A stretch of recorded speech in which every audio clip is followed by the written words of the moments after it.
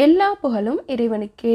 Hello friends, welcome to Kilakarai kitchen. இன்னைக்கு நம்ம சேனல்ல ரமதான் ப்ரிப்பரேஷன் தான் பார்க்க போறோம். இது நம்மளோட அன்றாட வாழ்க்கையில பெண்களுக்கு கிச்சனோட வேலையை பாதியா குறைக்கக்கூடிய முன்னேற்பாடுகள் தான். இந்த மாதிரி நம்ம முன்னாடியே ரெடி பண்ணி வச்சுட்டா நோம்பு டைம்ல டென்ஷன் இல்லாமல் இருக்கலாம். வீடியோக்குள்ள போகிறதுக்கு முன்னாடி இப்போதான் நம்ம சேனலை ஃபர்ஸ்ட் டைம் பார்க்குறீங்கன்னா மறக்காம சப்ஸ்கிரைப் பண்ணிட்டு கூடவே பக்கத்தில் இருக்க பெல் ஐக்கானையும் கிளிக் பண்ணிக்கோங்க. இப்போ வாங்க வீடியோக்குள்ள போகலாம். ஃபஸ்ட்டு நம்ம பார்க்க போகிற ப்ரிப்பரேஷன் என்னென்னா, நோம்புக்கு நான் எப்படி மாசித்தூள் ரெடி பண்ணி வச்சுக்கிறேன் அப்படின்னு சொல்லிட்டு காமிக்கிறேன். இதுதான் மாசி. இதை மால்தீவ் ஃபிஷ் அப்படின்னு சொல்லுவாங்க. இது பார்க்குறதுக்கு மரக்கட்டை மாதிரி இருக்கும். நான் ஆல்ரெடி நம்ம சேனலில் இந்த மாசியை யூஸ் பண்ணி நிறைய ரெசிபிஸ் அப்லோட் பண்ணியிருக்கேன். நம்ம மாசி எப்படி நல்ல மாசியாக பார்த்து வாங்கினா உடச்சி பார்க்கும்போது இந்த மாதிரி பலங்கி மாதிரி இருக்கணும். ஸோ அதுதான் நல்ல மாசி. நான் இந்த மாசியை ஊர்லேருந்து அனுப்பி விட சொல்லியிருந்தேன், வந்துருந்துச்சு. இப்போ இந்த மாசியை பாக்கு வெட்டியை வச்சு இந்த மாதிரி கட் பண்ணி எடுத்துக்கோங்க. பாக்கு வெட்டி இல்லாதவங்க ஒரு பையில போட்டு உரலை வச்சு நல்லா தட்டி விட்டேன்டா இது சின்ன சின்னதாக ஆயிரும். இந்த மாதிரி சின்னதாக கட் பண்ணி எடுத்த மாசியை நம்ம மிக்ஸி ஜாரில் போட்டு அரைச்சி எடுத்தோம்னா இது பவுடர் ஃபார்மில் கிடச்சிரும். இதை ரொம்ப பவுடர் ஆக்கிடக்கூடாது. இது 1-2 முழுசாக இருக்கணும். அப்போ தான் இது சீவ் பண்ணி சாப்பிட்றதுக்கு நல்லா இருக்கும். இது கூட சுட்ட வரமிளகா உப்புலாம் சேர்த்து அரைச்சியும் வச்சுக்கிடலாம். அதை இன்ஸ்டண்ட்டாக யூஸ் பண்ணிக்கிடலாம். இது கூட தேங்காய் துருவல், பச்சை மிளகாய், வெங்காயம்லாம் சேர்த்து மிக்ஸ் பண்ணேன்னா மாசி சம்பல் ரெடி ஆயிரும். சஹரில் சைடிஸ் இல்லைன்னா மாசி சம்பல் ரெடி பண்ணிவிட்டு அது கூட தயிர் வச்சு சாப்பிட்டேன்னா ரொம்ப சூப்பராக இருக்கும். ஸோ நோம்புக்குள்ளே கண்டிப்பாக தேவைப்படும், செஞ்சு வச்சுக்கோங்க. அடுத்து பார்க்குறது, சஹர்லேயும் சரி இஃப்தார்லேயும் சரி நாங்கள் டீ குடிப்போம். ஸோ அந்த டீயை நல்ல இஞ்சி, ஏலக்காய், நன்னாரி வேரெலாம் போட்டு குடித்தா ரொம்ப சூப்பராக இருக்கும். ஸோ அது எப்படி ரெடி பண்ணலான்னு தான் பார்க்க போகிறோம். இது அரைக்கிறதுக்கு ஒரு மிக்ஸி ஜார் எடுத்திருக்கேன். இதில் 100 கிராம் இஞ்சியை தோல் சீவிட்டு கட் பண்ணி சேர்த்துக்கிறேன். இது கூடவே 20 ஏலக்காயும் 20 கிராம் நன்னாரி வேரும் சேர்த்துக்கிறேன். நன்னாரி வேரை பாக்கு வெட்டியை வச்சு இந்த மாதிரி சின்ன சின்னதாக கட் பண்ணிட்டு சேர்த்தேன்டா இது நல்லா அரைபடும். பாருங்க, இந்த மாதிரி நல்லா அரைச்சி எடுத்ததுக்கப்புறம் இப்படி தான் இருக்கும். ஸோ இதை ஒரு பாக்ஸில் போட்டு ஃப்ரிட்ஜில் ஸ்டோர் பண்ணி வச்சுக்கிடலாம். இதை நம்ம காலையிலையும் மாலையிலையும் டீ போடும்போது தேவைக்கு யூஸ் பண்ணிக்கிட்டேன்டா டீ நல்ல கமகமன்னு இருக்கும். இந்த மாதிரி டீ குடிக்கும்போது நமக்கு ஒரு புத்துணர்ச்சி கிடைக்கும். ஸோ கண்டிப்பாக இதை செஞ்சு வச்சுக்கோங்க. அடுத்த ப்ரிப்பரேஷன் என்னென்னா, நம்ம சமையலுக்கோ சட்னி செய்கிறதுக்கோ வரமிளகா அதிகமாக யூஸ் பண்ணுவோம். மிளகா காம்போடு இருக்கும். இந்த காம்பு எல்லாத்தையும் நீக்கிட்டு இதில் இருக்கக்கூடிய தேவையில்லாத மிளகாயை ரிமூவ் பண்ணிடுங்க. அதுக்கப்புறம் இந்த மிளகாய் எல்லாத்தையும் நல்ல சின்ன சின்னதாக கட் பண்ணி ஒரு பாட்டிலில் ஸ்டோர் பண்ணி வச்சுக்கிடலாம். சில மிளகாயில் black and white colour dots இருக்கும். ஸோ அதெல்லாம் யூஸ் பண்ணக்கூடாது. இப்போது இந்த மாதிரி கட் பண்ணாவே இதில் உள்ள விதைகள் எல்லாமே தனியாக கலந்து வந்துடும். நாங்கள் தாளிக்கிறதுக்கு, கருவாடு பொரிக்கிறதுக்கு இதுக்கெலாம் மோஸ்ட்லி வரமிளகாய் யூஸ் பண்ணுவோம். நம்ம அவசரத்தில் சமையலுக்கு வரமிளகாய் யூஸ் பண்ணும்போது கையால் தான் பிச்சு போடுவோம், சிசர்லாம் யூஸ் பண்ண மாட்டோம். ஸோ அந்த கையை தெரியாமல் முகத்தில் வச்சுட்டேன்டா முகம் எரிக்க ஆரம்பிச்சிடும், டிஸ்டர்பாக இருக்கும். ஸோ இதை அவாய்ட் பண்ணுறதுக்கு இந்த மாதிரி குட்டி குட்டியாக கட் பண்ணி நம்ம பாட்டிலில் ஸ்டோர் பண்ணி வச்சுக்கிடலாம். இந்த மாதிரி மிளகாயை நம்ம கட் பண்ணி ரெடி பண்ணி ஒரு பாட்டிலில் ஸ்டோர் பண்ணி வச்சுட்டேன்டா தேவைக்கு எடுத்து யூஸ் பண்ணிக்கிடலாம். ஈரம் இல்லாத சுத்தமான பாட்டிலில் ஸ்டோர் பண்ணி வச்சுட்டேன்டா சீக்கிரம் கெட்டு போகாது, ரொம்ப நாளைக்கு வச்சு யூஸ் பண்ணலாம். இதே போல் சுட்டு யூஸ் பண்ணுற எந்த ஒரு ரெசிபிக்கும் லைட்டை தீயில காட்டிட்டு சுட்டுட்டு யூஸ் பண்ணலாம். ஸோ இந்த மாதிரி ரெடி பண்ணி வச்சுக்கோங்க, ரொம்பவே யூஸ்ஃபுல்லாக இருக்கும். அடுத்ததாக நான் சோம்புத்தூள் ரெடி பண்ண போகிறேன். இது அப்பப்போ ரெடி பண்ணாமல் நோம்புக்கு முன்னாடியே ரெடி பண்ணி வச்சுட்டேன்டா நமக்கு நோம்புக்குள்ளே ரொம்பவே யூஸ்ஃபுல்லாக இருக்கும். சோம்புத்தூளை நம்ம பல்காவெலாம் அரைக்க மாட்டோம், கொஞ்சமாக தான் அரைப்போம். ஸோ அப்பப்போ நான் வீட்டிலேயே மிக்சியில் அரைச்சிக்கிடுவேன். சோம்பை ஒரு எம்டி கடாயில் சேர்த்துட்டு நல்லா வறுத்துட்டு அரைச்சேன்டா இது நல்ல மணமாக இருக்கும். இப்போது வறுத்து எடுத்த இந்த சோம்பை ஆறுனதுக்கப்புறம் மிக்ஸி ஜாரில் சேர்த்து நல்லா அரைச்சி எடுத்துக்கிறேன். பாருங்கள், நல்ல ஃபைன் பவுடராக அரைஞ்சிருச்சு. இதே மாதிரி தான் நான் மிளகாத்தூளையும் சீரகத்தூளையும் வீட்டிலேயே அரைச்சிக்கிடுவேன். அடுத்து நம்ம டீ, காஃபி, ஸ்வீட்ஸ்லாம் செய்கிறதுக்கு யூஸ் பண்ணக்கூடிய வெல்லத்தை எப்படி ஸ்டோர் பண்ணலான்னு தான் பார்க்க போகிறோம். வெல்லம் நான் மோஸ்ட்லி மண்டை வெல்லம் தான் வாங்குவேன், அதுதான் நல்லாயிருக்கும். இந்த வெல்லம் நல்ல பெரிய பெரிய சைஸில் தான் இருக்கும். ஸோ இதை அப்படியே யூஸ் பண்ண முடியாது, இதை உடச்சி தான் யூஸ் பண்ணணும். நோம்பு டைம்லேயும் மற்ற நேரங்கள்லையும் நம்ம அப்பப்போ உடச்சி யூஸ் பண்ணோன்னா நமக்கு வேலை அதிகமாக ஆயிடும். ஸோ இந்த மாதிரி சுத்தமான ஒரு பிளாஸ்டிக் கவரில் வெல்லத்தை சேர்த்துக்கோங்க. நம்ம இந்த வெல்லத்தை அப்படியே தட்டுனோன்னா அது பல இடங்களுக்கு செதறும். ஸோ அதனால் இந்த மாதிரி கவரில் சேர்த்துட்டு தட்டும்போது இது கவருக்குள்ளேயே தான் இருக்கும், செதறாது. ஒயிட் சுகர் உடம்புக்கு நல்லதில்லை அப்படின்னு சொல்லிட்டு நிறைய பேர் ரீசெண்ட் டேஸில் அவாய்ட் பண்ணுறாங்க. ஸோ அந்த மாதிரி தான் நாங்களும் மோஸ்ட்லி சுகர் யூஸ் பண்ணுறது கிடையாது. மேக்ஸிமம் வெல்லம் தான் யூஸ் பண்ணுறோம். மோஸ்ட்லி நிறைய நோய்கள் வர்றதுக்கு இந்த ஒயிட் சுகர் தான் காரணம். ஸோ நம்ம எந்த அளவுக்கு அவாய்ட் பண்ண முடியுமோ அந்த அளவுக்கு அவாய்ட் பண்ணிக்கிறது நல்லது. இப்போ பாருங்கள், வெல்லம் எல்லாத்தையும் தட்டியாச்சு. ஸோ தட்டினதுக்கப்புறம் இந்த மாதிரி தான் இருக்கும். இதை நீங்கள் இன்னும் கொஞ்சம் நல்லா தட்டினீங்கன்னா நல்லா நொறுங்கி வரும். இதை நம்ம ஒரு பாட்டிலில் போட்டு ஸ்டோர் பண்ணி வச்சுட்டோம்டா டீ போடுற நேரத்தில் நமக்கு ரொம்பவே யூஸ்ஃபுல்லாக இருக்கும். கண்டிப்பாக செஞ்சு வச்சுக்கோங்க. அடுத்ததாக கருவாடு வாங்கியிருக்கேன். அதை எப்படி க்ளீன் பண்ணி ஸ்டோர் பண்ணலான்னு தான் பார்க்க போகிறோம். நம்ம எப்போவுமே வந்து கருவாடு வாங்கினதுக்கப்புறம் அதில் இருக்கக்கூடிய தலை அப்புறம் வேஸ்ட் எல்லாத்தையும் ரிமூவ் பண்ணிட்டு தான் ஸ்டோர் பண்ணணும். அப்போ தான் அதில் பூச்சி புழுலாம் வராது, சீக்கிரம் கெட்டும் போகாது.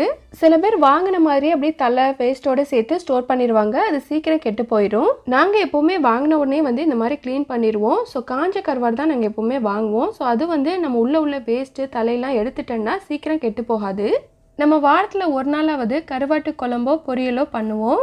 அந்த மாதிரி பண்ணும்போது நம்ம க்ளீன் பண்ணி வச்ச கருவாடாக இருந்துச்சுன்னா டக்குன்னு எடுத்து யூஸ் பண்ணுறதுக்கு வசதியாக இருக்கும். ஸோ அதனால் இந்த மாதிரி கண்டிப்பாக செஞ்சு வச்சுக்கோங்க. அதே மாதிரி கூனி கருவாடு வாங்கினண்டா இதையும் எம்டி கடாயில் சேர்த்து வறுத்துட்டு நம்ம ஸ்டோர் பண்ணி வச்சுட்டா ரொம்ப நாளைக்கு கெட்டு போகாமல் இருக்கும். இந்த கூனி யூஸ் பண்ணி கூனி சம்பல் கூனி பொரியல் பண்ணண்டா ரொம்ப நல்லா இருக்கும். நான் ஆல்ரெடி நம்ம சேனலில் கூனி சம்பல் எப்படி செய்யணும்னு சொல்லிட்டு வீடியோ அப்லோட் பண்ணியிருக்கேன், செக் பண்ணி பாருங்கள். இது நல்லா ஆறுனதுக்கப்புறம் ஒரு பாக்ஸில் போட்டு ஃப்ரிட்ஜில் ஸ்டோர் பண்ணி வச்சுட்டேன்டா ரொம்ப நாளைக்கு வச்சு யூஸ் பண்ணலாம். அடுத்ததாக நம்ம நோம்பு டைமில் அதிகமாக யூஸ் பண்ணக்கூடிய ஒரு பொருள்னா அது லெமன் தான். இது நோம்புக்கு மட்டும் இல்லை, வெயில் காலங்களில் அதிகம் யூஸ் பண்ணக்கூடியது. சிட்ரஸ் ஃப்ரூட்டான இந்த லெமனில் நோய் எதிர்ப்பு சக்தி அதிகமாக இருக்குது. ஸோ கண்டிப்பாக எல்லாருமே எடுத்துக்கோங்க. இப்போ இந்த லெமனை நம்ம எப்படி ஸ்டோர் பண்ணலான்னு தான் பார்க்க போகிறோம். ஃபஸ்ட்டு லெமனை நல்லா வாஷ் பண்ணிவிட்டு இந்த மாதிரி பாமை வச்சு தேய்ச்சி விட்டுக்கோங்க. இந்த மாதிரி நல்லா பாமை வச்சு ப்ரெஸ் பண்ணிவிட்டு அதுக்கப்புறம் ஜூஸ் எடுத்தா நிறைய ஜூஸ் கிடைக்கும். இப்போ பாருங்கள், இந்த லெமன் வந்து நல்லா சாஃப்ட் ஆயிடுச்சு. அடுத்து இதை நம்ம ஜூஸ் பிழிஞ்சிக்கிடலாம். இந்த லெமனை யூஸ் பண்ணி லெமன் ஸ்குவாஷ், நன்னாரி சிரப், லெமன் ஜூஸ் எல்லாமே ரெடி பண்ணி வச்சுக்கிடலாம். நம்ம சேனலில் ஆல்ரெடி நன்னாரி சிரப் எப்படி ரெடி பண்ணுறதுன்னு சொல்லிட்டு வீடியோ அப்லோட் பண்ணியிருக்கேன், லிங்க் டிஸ்கிரிப்ஷனில் கொடுக்குறேன், செக் பண்ணி பார்த்துக்கோங்க. இப்போது நமக்கு தேவையான அளவு லெமனை கட் பண்ணி எடுத்தியாச்சு. அடுத்து இந்த மாதிரி ஒரு ஸ்குவீஸரை வச்சு ஸ்குவீஸ் பண்ணிக்கிறேன். லெமனை ரொம்ப போட்டு நசுக்கக்கூடாது, கசப்பு தன்மை கொடுக்கும். இப்போ பாருங்கள், நான் எல்லா லெமனையும் ஸ்குவீஸ் பண்ணி எடுத்துக்கிட்டேன். அடுத்து இந்த ஜூஸை வந்து நம்ம ஒரு ட்ரேயில் ஊற்றி ஃப்ரீசரில் ஸ்டோர் பண்ணி வச்சுட்டோம்னா நமக்கு லெமன் க்யூப் கிடச்சிரும். நம்ம ஸ்குவீஸ் பண்ணதுனால சீட்ஸ் எதுவுமே வரல. இதுவே கையால் பிழிகிறதா இருந்தால் வடிகட்டிட்டு அதுக்கப்புறம் ட்ரேயில் ஊற்றிக்கோங்க. இப்போது லெமன் ஜூஸ் எல்லாத்தையும் ட்ரேயில் சேர்த்துட்டேன். இப்போ இதை ஃப்ரீசரில் ஓவர் நைட் வச்சு எடுத்துட்டேன்னா நமக்கு லெமன் க்யூப் ரெடி ஆயிரும். இப்போது பாருங்கள், நல்லா ஃப்ரீஸ் ஆயிடுச்சு. இந்த க்யூபை வந்து எடுத்து நம்ம ஒரு பாட்டிலில் ஸ்டோர் பண்ணி வச்சுக்கிடலாம். இந்த மாதிரி லெமன் க்யூப் ரெடி பண்ணி வச்சுட்டேன்னா நம்ம டக்குன்னு ஜூஸ் போடும்போது இதில் ஒரு க்யூப் போட்டு தண்ணி ஊற்றி நன்னாரி சிரப் போட்டு மிக்ஸ் பண்ணி விட்டாவே போதும், சில்லுன்னு வந்து சூப்பராக ஜூஸ் ரெடி ஆகிடும். இந்த மாதிரி நம்ம செஞ்சு வச்சுட்டோம்னா லெமனும் வந்து காஞ்சி போய் வேஸ்ட் ஆகாது. நம்ம லெமன் எதுக்கெல்லாம் யூஸ் பண்ணுறோமோ அந்த மாதிரி எல்லா ரெசிபீஸ்க்கும் இந்த க்யூபை யூஸ் பண்ணிக்கலாம்.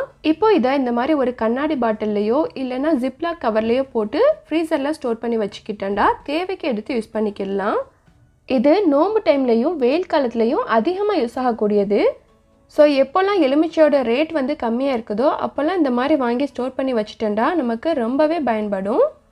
அடுத்ததாக நம்ம அன்றாட வாழ்க்கையில் அடிக்கடி தேவைப்படக்கூடிய கருவேப்பிலை, புதினா, மல்லி, பச்சை மிளகாய் இதெல்லாம் எப்படி ஸ்டோர் பண்ணலான்னு பார்க்கலாம். நம்ம டே டு டே லைஃப்பில் இது கண்டிப்பாக டெய்லி ஒரு தடவையாவது யூஸ் பண்ணிடுவோம். இதை நம்ம அப்படியே வாங்கி சும்மா ஒரு பாக்ஸில் ஸ்டோர் பண்ணி வச்சுட்டோம்னா இது சீக்கிரம் கெட்டு போயிடும். ஏன்னா இது வெயில் டைம் வேறு. இந்த நாளையும் தனித்தனி பாக்ஸில் வச்சோம்னா நமக்கு டைம் தான் வேஸ்ட் ஆகும், ஒன்று தேடி எடுக்கணும். இந்த மாதிரி ஒரே பாக்ஸில் வச்சு ஸ்டோர் பண்ணிட்டோம்னா இந்த ஒரு பாக்ஸ் எடுத்தாவே போதும், ஈஸியாக வேலை முடிஞ்சிடும். கருவேப்பிலையில் உள்ள காம்பு பாதியை நீக்கிட்டு இலைகளை மட்டும் ஸ்டோர் பண்ணிக்கிறேன். புதினாவும் மல்லியும் கட்டோட இருக்கும். ஸோ கட்டை வந்து பிரிச்சுட்டு இதில் காம்பு பகுதியை ரிமூவ் பண்ணிவிட்டு இலைகளை மட்டும் கட் பண்ணி ஸ்டோர் பண்ணிக்கிறேன். இதில் இருக்கக்கூடிய அழுகி போன இலைகளையும் ரிமூவ் பண்ணிடணும்.